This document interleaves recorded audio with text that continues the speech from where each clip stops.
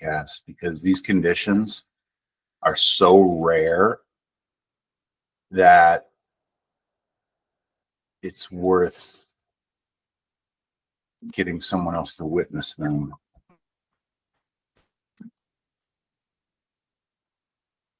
I'm fucking psyched. It's only going to be about 62 degrees, but that's fine. I don't give a shit about that. But this is, oh, you son of a bitch. These are the conditions. You like never see it like this. It's fucking unreal.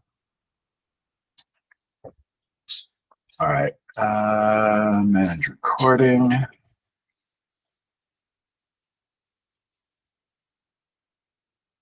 I want to find a different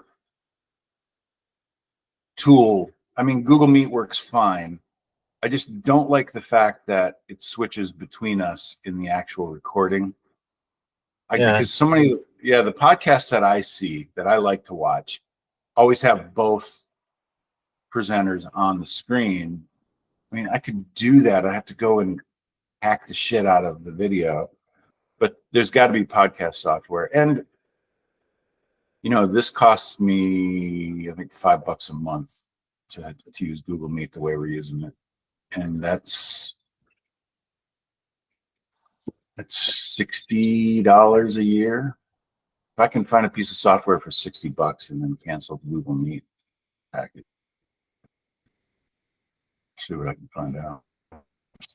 Well, I mean, we can use OBS. We just need something to talk. I don't know. I've done it with my brother before years ago. We didn't pay for anything.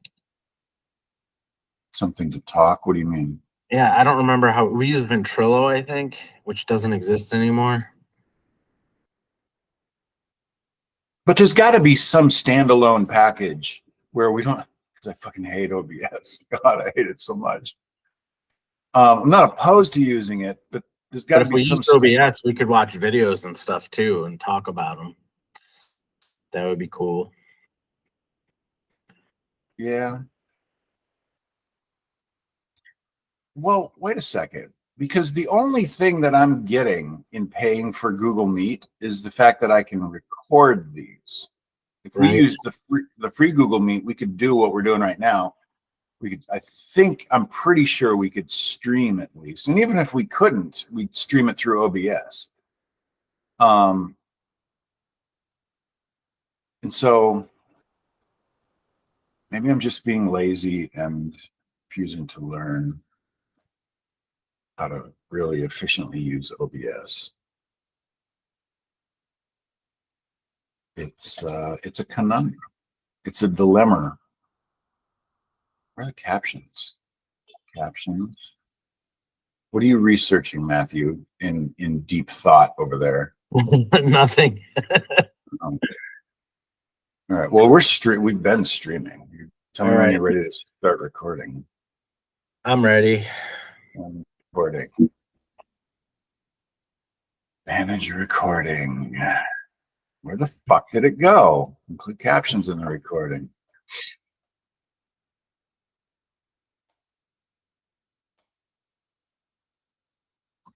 Jesus fucking Christ, Matthew. What an opening. Good morning, James. Morning. We are the Leftist Lens. I'm Matt. That's James. We're going to talk about what's gone on in the last week. We missed last week. Just life happened. And so we're going to catch up. The government's still shut down. That hasn't changed. How long's that been now? Over a month, I think. I think it's getting close to surpassing that 35-day record that's on Trump's record. Yeah. It's definitely. Well, meanwhile, we got Mike Johnson out here telling lies. Trump telling lies. Everybody lies. Everyone with an R next to their name is full of shit. We're going to talk about some of the things they're lying about. For one thing, as you probably heard, it's November 2nd now, and people aren't getting their November SNAP benefits. People that are on SNAP aren't getting paid that money to buy groceries because the government is shut down. No, not just that. Mike Johnson says, well, the government shut down. If Democrats would come back to Washington and vote, well, the Democrats are in Washington. We'll talk about that later. But there's a contingency fund that the USDA, who administers the SNAP program, has. It has $5 billion in it. That's a little over half what they need to pay everybody in the country that's on SNAP, their November SNAP benefits. Mike Johnson says they can't do that. But the problem is they can do that. They did that the last time the government was shut down in Trump's first. So they absolutely can do that. It just takes Trump to say, go ahead and do it. And he won't. So he's his tweet or whatever the fuck you want to call it says, I don't know if we're legally allowed to do. All of a sudden he's worried about fucking laws. Give me a fucking break. This son of a bitch. I saw somebody maybe on Twitter speculate that maybe that money's not actually there. Maybe he's already taken it for something, which is possible. Yeah. So I don't know. But anyway, good news is a pair of judges, 25 states brought lawsuits against the federal government to get the SNAP money, and a pair of judges ruled in their favor and ordered that contingency fund to be used to pay at least partial SNAP benefits in November. We're recording this on Sunday, November 2nd. They have to have a plan for how to do that by tomorrow, Monday. Yep. So we'll see how that goes. So as far as we've seen up to now, they haven't filed an appeal against this judgment, have they? Not that I'm aware of. Okay, good. I want to bring up something that, and this is just a perspective thing. When I learned how much was in that contingency fund and how much it takes to cover SNAP beneficiaries every month, I was stunned. $8 billion a month. $8 billion a month. No, hang on. I'm gonna make a point here. My shock is that, first of all, 70% of those people are employed, and 20%. This is a 20% that doesn't overlap with the 70%. 20% are disabled and cannot work. You're talking about the ones that are of working age, because 60% of them are children. Yeah. That too. The fact that we allow employers to exist that will not pay a wage sufficient to sustain people, that these employers, this is basically like tipping culture, because these employers that don't pay a living wage can say, oh, you can just use federal benefits to make up what we won't pay you. And there's a pattern here. I know this isn't news. This has been going on for decades. But it's disgusting to me. It's utterly disgusting that employers can get away with paying slave wages to people. And you're not talking about small businesses. You're talking about Walmart, Amazon, government. I was on SNAP while working for the government. Yeah, the military families are one of the biggest beneficiaries of federal benefits, SNAP benefits, and the like. This should be, everybody should be gasping at this, and not for the reason that we're spending, $8 billion a month of tax revenue on this. By the way, that translates to about $35 per year per person in this country, per taxpayer. So stop bitching about the fact that your tax money is going to fund SNAP benefits. Bitch about the fact that your tax money is going to subsidize corporations that won't pay a living wage. These motherfuckers. And prop up the economies of fascist dictatorships like Argentina. Jesus fucking Christ. And to have a fucking Great Gatsby themed gilded dinner in the midst of all this. That's the first image that should follow a specific headline coming directly after that. I'm not going to talk about what that would be, but man, that shows how much disdain they have for all of us. All of us, yes. Including Republicans. I don't know if any Republicans listen to us, but they have disdain for you too. It's amazing to me when you go back to the 24, 25 states that sued to get that contingency fund used to fund SNAP benefits. They were all blue states. There wasn't a single fucking red state that are welfare states in every sense of the word that was concerned about feeding their own people in November. Not a single one. It's mind-blowing to me. Why are you people Republicans? Oh, I know why. So you can terrorize brown people, gay people, and immigrants. Yep. Or you have the delusion that you're going to be a billionaire someday. There are some of them. Stop. Yeah. Right. All right. So another lie that Mike Johnson's going around telling is that, and not just him, but a lot of Republicans are saying this, that this is a Democrat shutdown, that Republicans need the Democrats to start the government back up. No, the fuck they don't. No, they don't. Republicans control the House, they control the Senate, and don't talk about the filibuster because they don't have to do the filibuster. The party in power can use 51 votes or 50 in the case of Republicans because they got that tiebreaker in J.D. Vance. They can use that to change the rules and get rid of the filibuster. And they've done it before. Republicans have done this to confirm people to positions. They have suspended the filibuster to confirm people to appointments in the federal government. So they've done it before. They've already used it. So they know how to. They can do that if they want to. And not only that, the shit stain in chief said that they should do that this week. Trump himself. Yeah, I want you guys to suspend the filibuster and pass my budget. Okay.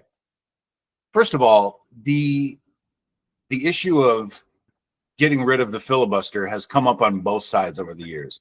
I think it was during Obama's term that there was a call by Democrats, Bernie Sanders and others. I know Bernie's not a Democrat, but whatever.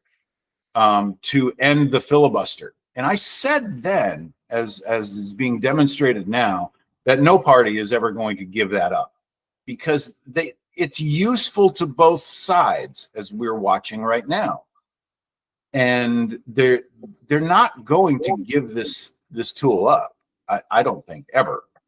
Unless we get back to a situation where there's more of a lopsidedness in the balance in Congress that used to exist, where you might have, a super majority of one party or the other. And I don't know, given the dynamics of everything that's going on, we should be in that environment right now. There should be enough people that are being hurt by this administration, by the Republican Party, that are thinking about abandoning them. And it's amazing to me that it's not happening, but they're not going to get rid of the filibuster. Well, 69% of independents have a disfavorable view of Trump. The problem is they're not applying that to the Republican Party as a whole. They apply it only to Trump. And that's the problem. It's like they don't see that all the Republicans are acting in lockstep with what Trump wants. All of them are. How are they not seeing this? Because they watch Fox News, maybe. I don't know. I don't know. Or they just don't pay attention. Well, but then there's also the issue of the Democrat Party is abysmally horrible, and they don't have a mission statement. They aren't. I mean, they have a mission statement that sort of sits below all of the chaos that's going on right now and the work that is going to be ahead of the next administration in terms of dismantling the Republican Party and Trump and all the shit that they've caused. But the Democrat Party is terrible at messaging. And their main message still is we're not them. That's still their main message. That's been since 2016. That I warned you people that when Trump took power in 2016, well, the Democrats don't have to do anything now other than point their finger and say, hey, at least we're knocked down. Yeah, I agree with you that they're unlikely to suspend the filibuster to pass a budget. I don't think they want to pass a budget. I think they like that the government is shut down and they want to keep it that way. They being the Republicans. The Republicans, yeah. Yeah, I agree. Well, there's several things going on here, because if Johnson were to reconvene the House, by the way, the Senate is still working, but the House isn't. I make that make sense, other than the fact that you've got a representative that was elected in New Mexico, Nevada, Arizona, Grijalva. Can't remember where she's from, but Arizona. he would have to swear her in. Boom, that's going to release all the Epstein information. Second, we're going to talk about this in a second, I think. Where is it? It's down number 3. The things that the Senate passed recently would probably get passed in the House. And you mentioned before we went on air that you think that it's possible, it's a hell of a risk, but it's possible that they could get an actual budget passed in the House and get the elimination of the ACA subsidies off that budget. I do. I think there's enough Republicans that know that those ACA subsidies are necessary for their constituents. And they've now seen, it's open enrollment time for the ACA. They've seen the sticker shock now, because they're re-upping for next year, and they're seeing in black and white that their premiums are doubling, tripling, quadrupling. So I think there's enough Republicans that would vote to keep those or put those subsidies back, because they've been taken away. They were taken away in the big beautiful bill.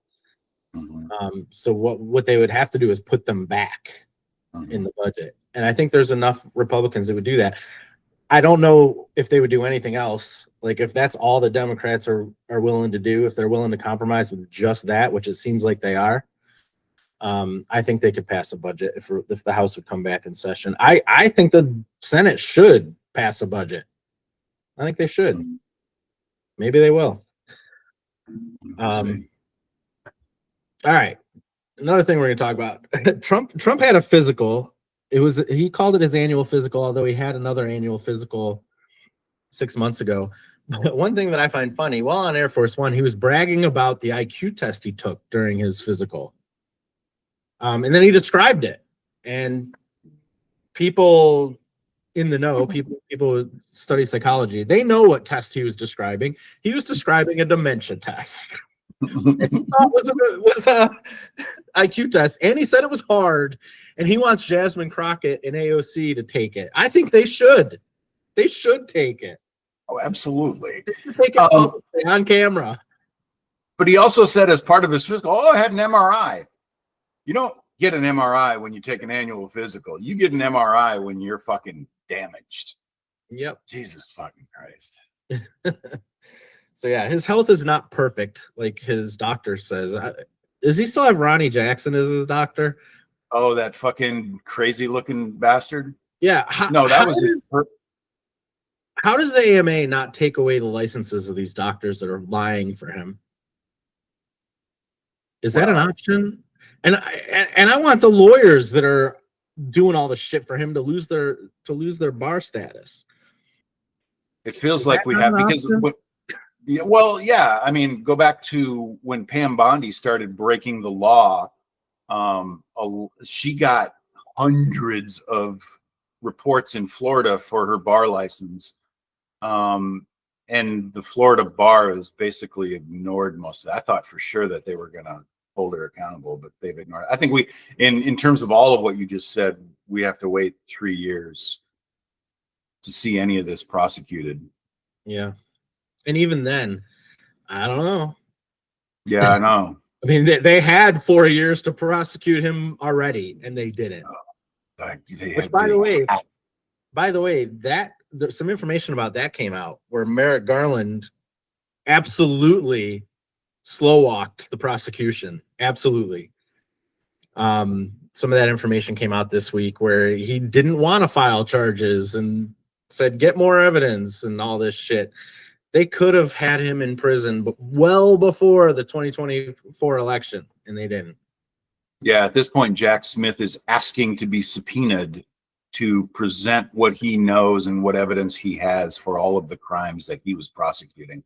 And I don't see any movement on that. But then again, after the shutdown, when things come back into session, maybe we'll see more movement on that. But I would just love to see Trump tried in the court of public opinion with that evidence on the table.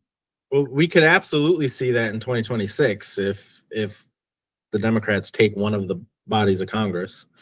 Yeah. We could absolutely see that. All right. Another lie that came out this week. Donald Trump on Truth Social said that Bill Gates has finally admitted the climate change is a hoax. No, the fuck he didn't. You did this yourself. It's published online. Bill Gates did write an editorial about climate change. He did not say it was a hoax. He did say he said it was a serious problem and it's going to take lots of resources to fix it. But he did say that the doomsday idea that because of climate change, like humans might go extinct or there'd be nowhere for people to live is wrong. That's what he said. Yeah, I think his statement was that famine, starvation, overpopulation, and disease and climate change are all serious problems, and they need to be treated according to the immediate harm that they cause. The way that they twisted this is insane.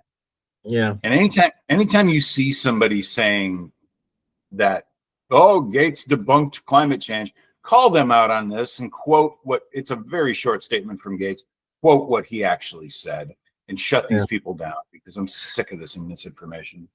I don't want to glaze Bill Gates too much though, because he is a billionaire, so fuck him. But he also said, if you read his whole statement, he said, like even in the worst of climate change, there'll be lots of places on Earth where humans can live comfortably, even if the worst of climate change happens. I'd like to point out he's a fucking billionaire that can live anywhere he wants. He owns millions of acres of farmland around the world.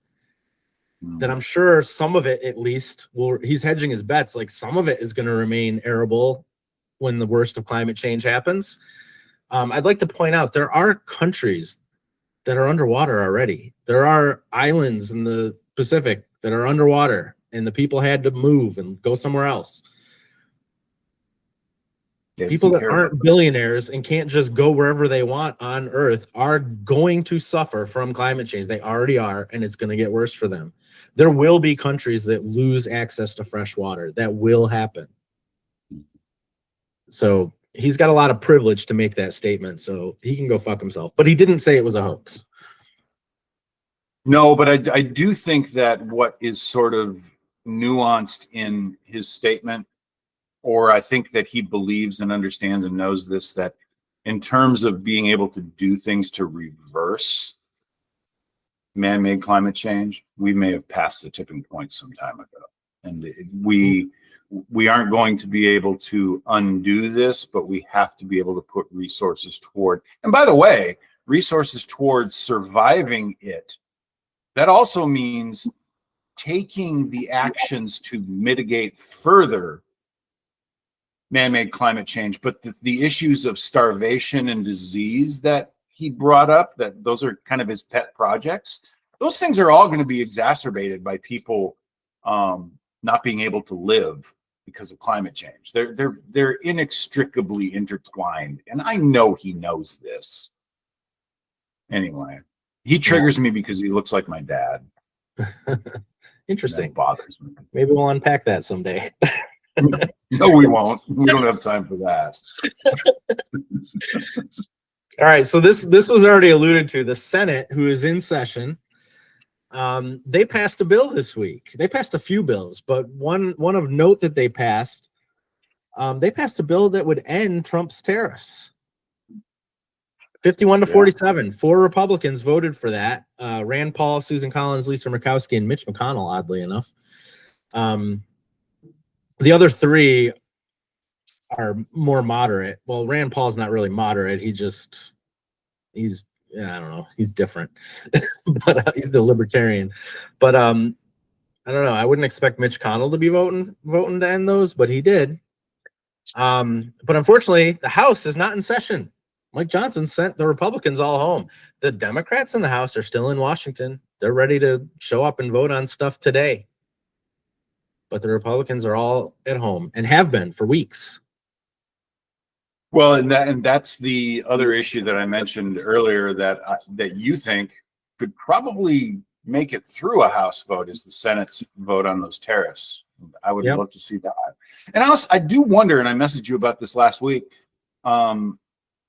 There's a SCOTUS hearing, I think November 6th, regarding the challenge to the legality of Trump's tariffs. I gotta wonder how this is going to affect that SCOTUS hearing. And you pointed out it's not law because the House isn't voting on it. But SCOTUS has got to be watching the fact that, well, you're bringing a case before us that says Trump's use of the Emergency Act is illegal and therefore the tariffs are illegal. The Senate just affirmed that. So let this go through Congress and leave us out of this until Congress decides what to do. I don't know. I feel like that could be their take on it. Yeah, it could be. Could be. All right. Like I said, it's Sunday, November 2nd, and in 2 days, it's election day. Yeah. It's election day, motherfuckers. I realize it's not a presidential election. It's not even a House and Senate election, but you have local elections. There are local elections in your town on Tuesday. If you are registered to vote, go fucking vote. I want to see a lot of turnout. If you live in New York City, vote for Zohran Mamdani. Send Andrew Cuomo home. If you live in Pennsylvania, where I live, we gotta vote on your ballot to retain 3 Supreme Court justices. The way we do it in Pennsylvania is they get put into the Supreme Court, and then when their term is up, it goes on your ballot whether you want to keep them there or fire them. These 3 we want to keep. All 3 of them have already voted to protect abortion rights in Pennsylvania, and they'll continue to do so. Keep them. So vote yes on retaining the Supreme Court justices. James, do you have anything in Florida? That's a good question. I will have to look that up. All right, well, I'll move on then. In California, vote to redistrict the fuck out of that state. They've already done it in Texas and other red states. It's going to be on your ballot. Vote yes on that, I think. I don't know, because I don't know the wording of the actual bill. But you want to allow California to redistrict. All right. And if you have anything else, wherever you live, put it in the comments below what is important where you live for people to know that they need to vote for or against, whatever. Coming back around. 100%. Yes. In Florida, we do have municipal elections on Tuesday, and then we've got special elections for Senate District 11 and District 90, December 9th. But yes, vote, vote, vote. Get out there and make yourself known. Yes, local elections are important. Very important.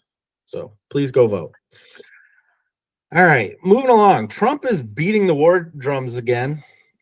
He's added a new country. This guy that pretends like he's ended every war on the planet. He tweeted, truthed, whatever the fuck you call it, that he wants to go to war with Nigeria now. He already wants to go to war with Venezuela, and now he wants to go to war with Nigeria. Based on his claim that Christians are being slaughtered in Nigeria. Right. So 100% some Christian nationalist went and told him that, right? They told him that, and it was late at night, and he's like, I'll truth about this. Insane. But anyway. Yeah, and then go ahead. In the case of Venezuela, blowing up boats, and then there were survivors in one of these strikes recently. And what did they do with these survivors? These people who they were trying to kill, they repatriated them back to their home country. That is not, according to the UCMJ, what happens with enemy combatants. That's not what we did in, I hate this term, the war on terror, the war on an emotion. We put these people in Gitmo. We put these people in prisons and gave them due process. We didn't just send them home and probably give them a fistful of cash saying, just kind of keep this quiet. Yeah. But he's violating the UCMJ at every turn, and everybody that's involved in this needs to be prosecuted. Yeah. The military admitted that they're not doing any kind of verification on who is on these boats either. It's boat bombing. No, and across the board, let me point something out, because I know a little bit about this, but in these cases where an airstrike is being used, whether it's a drone or whether it's an AC-130 or whether it's whatever it is, when a target is identified, let's take drones, for example. In that little trailer in New Mexico or the UK or wherever these drone pilots are sitting, there is a weapons system officer. There's a number of people that are involved in operating that drone, but sitting alongside these people, there were at one time up to 2 or 3 legal representatives for the DOJ and for the administration that all have to concur that a target that has been acquired is legally a target and can be struck. And there have been plenty of times where a target is acquired and those lawyers could not agree, and therefore no strike was conducted. You know what's happening in those trailers where those drone pilots are today? None of those legal representatives are there. None of that process of having to have multiple legal representatives agree on a strike package exists. They've been completely taken out. And that should resonate with somebody. Yeah. Now, I don't even understand, how do they figure these boats in the South Pacific are bringing drugs to the United States anyway? Because they're not presenting any evidence that says that they have a process for identifying and these are the factors they're looking for. They simply don't. This is when you go back to Trump's campaign, and let's just focus on the scary migrant situation. He made a promise of X number of people will be deported under my watch. It's just about achieving those numbers, and they will achieve those numbers in any way possible. And then and the other claim with this Venezuela shit is that these boats are trafficking fentanyl. Well, first of all, fentanyl is not the drug that's trafficked from the Caribbean, not from Venezuela, not from any other country down there. It's mostly cocaine and marijuana and maybe some other things, but it's not fentanyl. The Caribbean drug trade is not a fentanyl corridor. But he has said fentanyl was another one of his pet projects in his thing. So as long as we blow things up and say that they were carrying fentanyl, then I can say promises made, promises kept. It's just about how many boats they can blow up. That's all this is. And but we don't have a Justice Department anymore to prosecute this. We don't have a Justice Department. We don't have an FBI. We have a crime syndicate that protects one man. Anyway, I'm done ranting. Yeah. That's right. All right. That's all I had, James. Do you have anything else of import? No, the fucking Dodgers won. Yeah, the Dodgers won the World Series last night. It'll be a long time before the next baseball game. Baseball is the only sport we both follow, right?